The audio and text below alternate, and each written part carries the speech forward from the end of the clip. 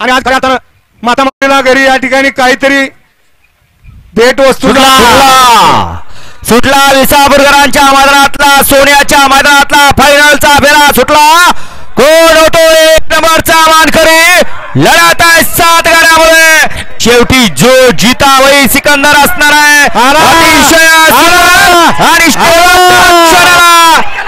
लढत झाली. आड्याल होता घरचा साज आणि पड्याल होता दिवानिया.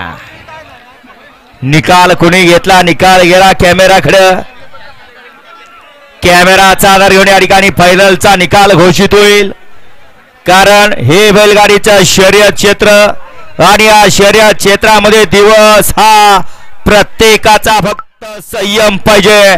निकाल कोणी घेतला.